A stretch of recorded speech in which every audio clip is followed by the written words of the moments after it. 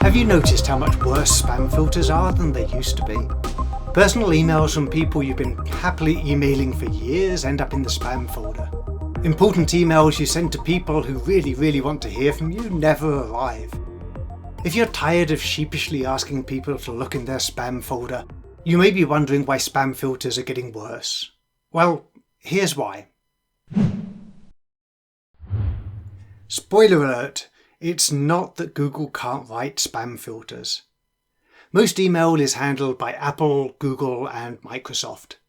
Together these companies employ maybe 70,000 software engineers. These engineers are paid anything from $100,000 to $1 million a year. They're pretty good at what they do. They programmed augmented reality headsets, voice translators and self-driving cars. They can certainly write spam filters that work. Indeed, they already have. Remember Gmail in the early days? Its spam filters were so good they seemed like magic. 100% of spam went into the spam folder. 100% of non-spam went into the inbox. It was so reliable that you never needed to check your spam folder. So what changed? Here's the short answer. It's the incentives. Charlie Munger says, "Show me the incentive and I will show you the outcome." To understand the way Apple, Google and Microsoft work, you have to understand the way they make money. Because, well, they're businesses. Regardless of whatever pretty words they put out there to persuade people that they're in business to make the world a better place, the reality is that they'll always do whatever they need to do to make more money. Apple makes money by selling laptops and phones to you. That makes it a very different business from Google and Microsoft. Apple gets its money from you, which means that they'll do what they can to please you. Apple doesn't give you email for free. You pay for it when you buy your iPhone and your MacBook Pro and your iCloud subscription. This episode is not about Apple. Google and Microsoft, on the other hand, make money by selling software and services to other businesses. They get their money from those businesses, which means they'll do whatever they can to please those businesses. Google and Microsoft give you email for free. They don't make any money from you directly, so they don't do much to please you. Here's a case study. Every year I send an email to my accountants with details of how I fared financially over the year and a few spreadsheets attached. Every year it fails to arrive. It's blocked by the accountant's spam filters, Microsoft, I presume. So every time I send an email to my accountants, I have to follow up with a phone call, asking them to root through their junk folder to find it. It's like being back in the 19th century. Hello? Operator, hello?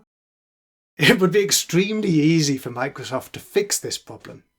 My accountants have sent me dozens of emails over the years. Microsoft software could take a look at this and think, these accountants really want to communicate with Mark. So let's not send his emails to the junk folder. But Microsoft won't fix this problem. Why? Well, show me the incentive. Microsoft's customer when it comes to email software and services is the Chief Information Officer at the accountant's global headquarters. The CIO cares about security. The CIO does not care whether my emails get through. If Microsoft changed its software to let my emails through, it'd improve my life, but I'm not Microsoft's customer. Letting through emails from no-good nobodies like me looks to the CIO like a failure of security, and the CIO, remember, is Microsoft's customer. So Microsoft will never fix the problem. Show me the incentive and I will show you the outcome. Here's another case study. I run a small business called Goodwood Globes. I carve three-dimensional maps and globes out of wood. Sometimes someone contacts me through my website and asks about a wood-carved map of their local mountains. So I spend a couple of hours making a preview of what the map might look like and email it to them. Who knows if it ever arrives? Google's filters have been increasingly routing emails to cryptically named folders as well as to the spam folder. How many people know that the promotions folder, for example, is email that they've asked to be sent to them? Sounds like a folder full of Google ads, so many people never think to look there. At the whim of an algorithm, a couple of hours of my time are wasted and my potential customer never gets to see the map they requested. Why? Here's a clue. Neither I nor my customer pay Google a penny.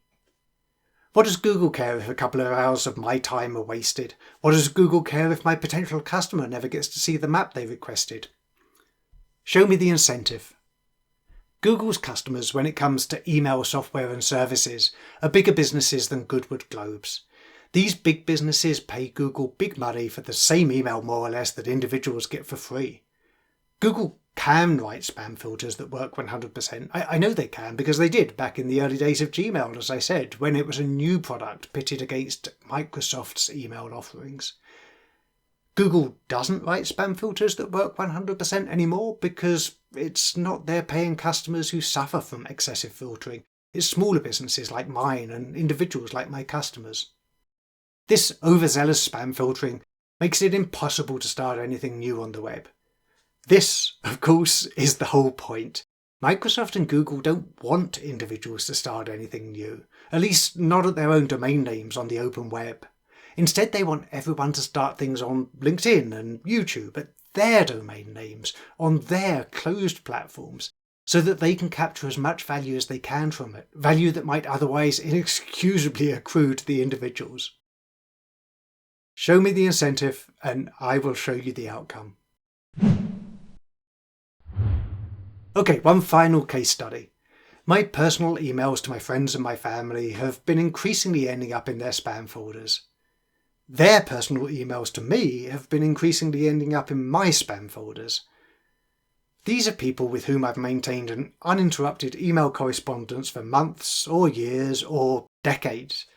There is nothing in the emails that would suggest that they might be spam. No images, no links, nothing but the same chit-chat we've always exchanged.